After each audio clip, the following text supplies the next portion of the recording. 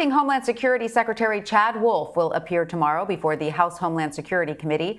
Wolf faced a subpoena from the committee's chair, Benny Thompson, after he initially refused to appear. Lawmakers will also hear from FBI Director Christopher Wray and National Counterterrorism Center Director Christopher Miller about threats to the country.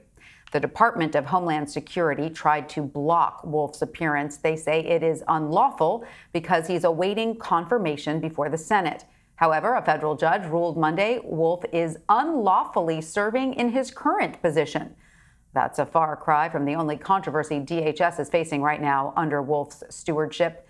For more on this, I want to bring in Nick Miroff. He in Silver Spring, Maryland. He covers immigration enforcement and the Department of Homeland Security for the Washington Post. Nick, welcome. Thank you so much for being with us. I want to start with your reporting on a coronavirus outbreak at a Virginia immigration detention facility that shows how it may be connected to the Trump administration's efforts to quell anti-racism protests in Washington this past June. So what more can you tell us about how this outbreak started? Sure. Well, as some of your viewers will remember, the Trump administration deployed federal agents from the Department of Justice, the Department of Homeland Security, and other agencies right after the killing of George Floyd in late May, set off social unrest across the country, but especially in Washington. And in the case of ICE, Immigration and Customs Enforcement, their headquarters decided to bring in their tactical teams and in order to transport them as quickly as possible to the Washington, D.C. region, they put them on planes with 74 detainees from Arizona and Florida in order to comply with regulations that state that ICE Air, the charter flights they use, can't be used for employee travel. And so these detainees were brought into this rural facility in Farmville, Virginia, and within weeks there was the largest COVID outbreak in the entire ICE detention system. So how did ICE then justify bringing these migrants to this new facility?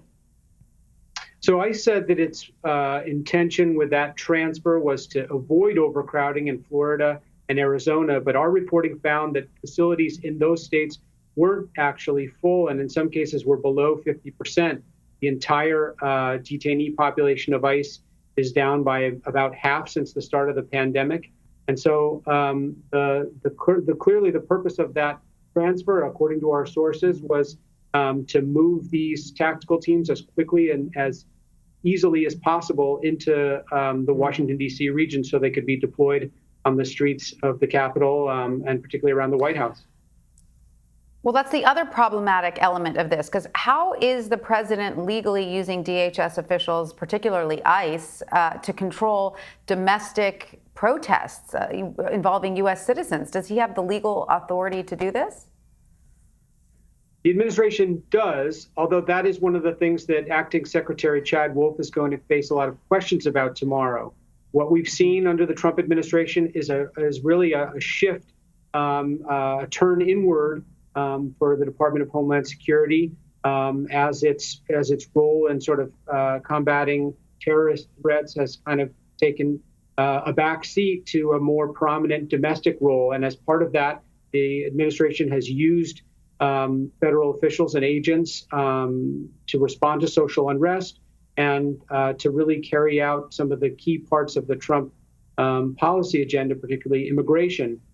So while this has been controversial, Homeland Security officials say that it is indeed part of their foundational mission at DHS to secure the homeland in a broad kind of way, and that includes responding to social unrest in U.S. cities. I'm sure lawmakers will have a lot of questions about that. Now, Nick, you also have reporting on a North Dakota contractor who has received $2 billion in government contracts to build the president's southern border wall. What more can you tell us about that? Well, that's a wild story, and thank you for asking about it. Your viewers may recall when Trump's former campaign manager, Steve Bannon, was arrested in late August for his work with a private group called We Build the Wall that raised more than $25 million in online donations to build private segments of the border wall. Prosecutors say that Bannon and 3 others were part of a scheme to defraud those donors, and that they illegally siphoned off more than $1 million. Now, the private constructor, the contractor that they worked with on 2 private segments is Tommy Fisher, the CEO of Fisher Industries and Fisher Sand and Gravel. And that company, after being cut out for several years from Army Corps contracts at the border, has won $2 billion in border wall contracts over the past 9 months, and has increasingly become the company that the president favors and looks to as the kind of go-to builder for tough jobs along the border for his border wall. Very interesting. Great reporting. Well, Nick Miroff, thank you so much for joining us. Thanks for having me.